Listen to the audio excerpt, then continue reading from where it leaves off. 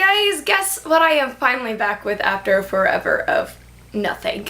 I'm back with a book talk, and yeah, so let's get started.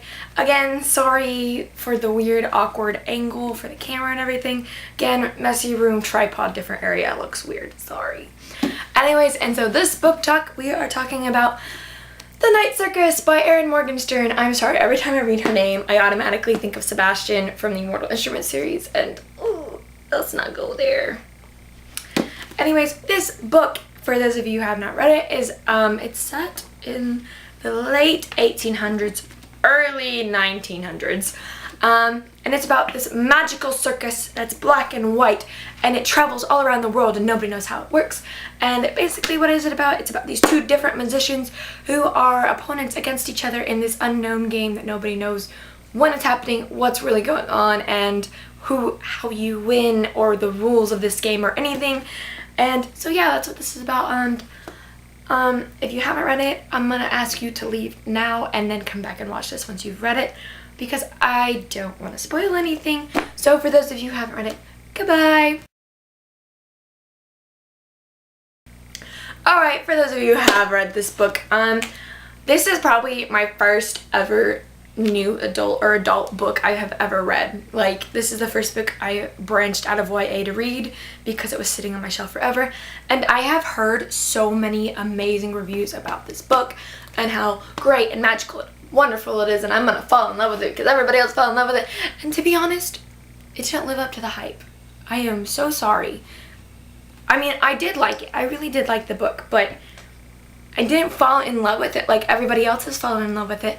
And like, I haven't fallen in love with it like I fell in love with all my favorites up here. Like, it's just, Although I loved the imagery in this book. The author, Erin, she just has the way of writing that just makes everything sound so beautiful and fantastic. And it's just so colorful, and like, I can exactly picture what she's saying in my mind as I'm reading the story. Although as I'm reading, like, I felt like it took a while to get started. Like, I kind of wanted to put the book down, but I'm not a quitter when it comes to books, and I cannot bring myself to put a book down unless I have to absolutely hate it, and there cannot be nothing. I can't put a book down. Like, I have to finish it. Like, I will force myself to finish a book. And I feel like I had to do that in the beginning. It did pick up towards the beginning and the end. The end was so much better than the beginning, and I really did enjoy it, but again, it's not one of my favorites like everybody keeps saying, so please don't shoot me if you have read this and this is one of your favorite books. I'm sorry. I'm in the outside group here. I wasn't one that was completely in love with it from page one. Now, I want to talk about the however you say it, the fans of the circus, the ones with the little red. I think that is so adorable.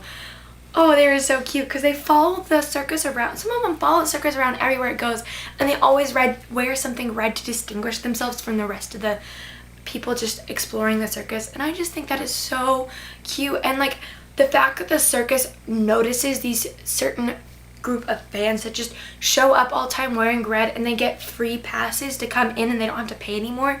Like, that's just great because it's showing how they realize that they have fans out there that love them, and just they spend all their money and time just to come and watch these acts that they've seen millions of times, and the brand new ones they just opened up, and they just appreciate them so much. They give back to them what they're giving to them in the beginning, and I just love that because it shows a sense of community between the fans and the actors and everything, and it's just great. I love it.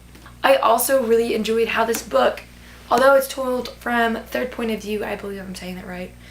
This is gonna be really embarrassing if I'm not. Anyways, I really like how it switches perspectives of who it's talking about. Like, it'll talk about Celia, and then it'll go to Marco, and then it'll go to the Burgess sisters, and then I can't think of any other names. Madame Padav, is that how you say it? I don't know, the ballerina lady. And like, how it will switch perspectives to this one certain person and what they're doing, and so you can see how what they do ties into the game, and how it ties into the circus, and how everybody is working together to create this magical, amazing place, and how everybody, even though they may not know it, plays a role in this secret game that Cecilia and Marco are part of, and just everybody is always a part of it. And it's just great because you see how every tiny little thing plays into everything else, and I really loved that. I did not see that coming. And Chadrish, is that how you say his name? I don't know. Again, I'm really bad at names. I want to know what the hell possessed him to go and try and kill whoever he was trying to... I like completely forgot. I'm sorry. It's been so long since I've read this book. Like, I finished this book weeks ago, and I'm just now getting around to doing a book talk about it. But what possessed him to go and murder the guy in the gray suit. I forget his name. Whatever possessed him to go and try and murder him, and he ended up killing Theresin, and then that just spiraled a whole new conflict for the circus, and how everything is going downhill now because Cecilia can't hold up the circus by herself anymore. And oh my gosh, it just like spiraled out, and I didn't see it, and like, why did you have to kill him? I really liked him, although I could see how kind of a romantic relationship was developing between him and Celia. But still, I mean, nothing was really going to happen because we all knew Celia and Marco were going to end up together because they're in love with each other and blah, blah, blah, blah, no matter how much they wanted to deny it or keep themselves apart because they knew how bad it was going to end up for them. Oh my gosh. Like, that murder, like, I was just like, why? And then, of course, it like lingered on and had so much to do with the way things have changed with the circus over the years and stuff after he died. I also really liked how the book includes the reader. Like, when it goes into different parts, it has like a page and a half to two pages, where it's talking in the perspective of the reader. Like, it's talking for you. Like, you're there, you see this, and you're watching this, and you're eating this, and this is what's going on.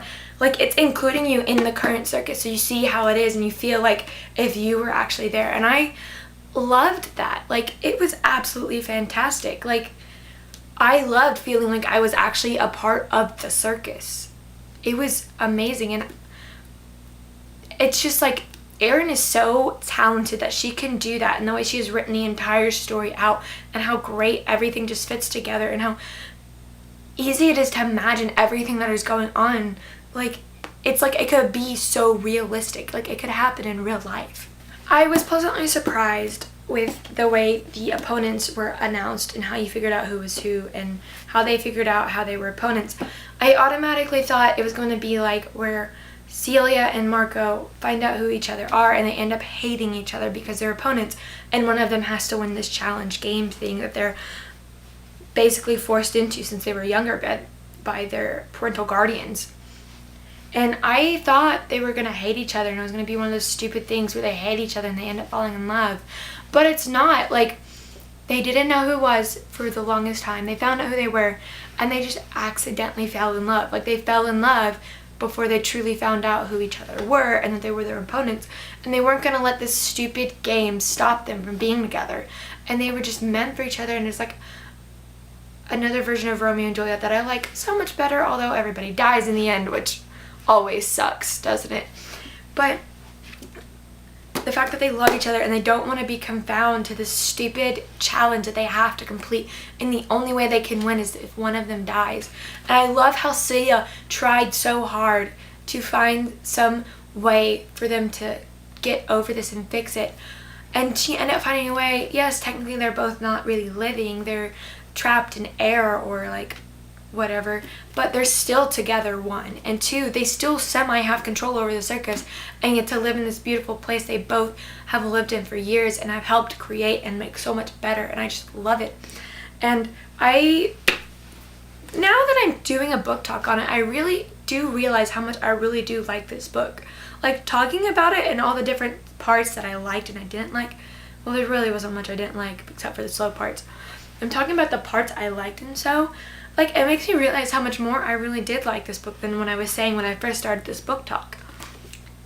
It's not my favorite, but it is very high up on my list. Like, it's like right below my favorites. This is absolutely fantastic, and if you want to branch out into adult and you like magic and stuff like that, definitely read this book, because they're magicians, but it's not like parlor tricks like magicians actually do.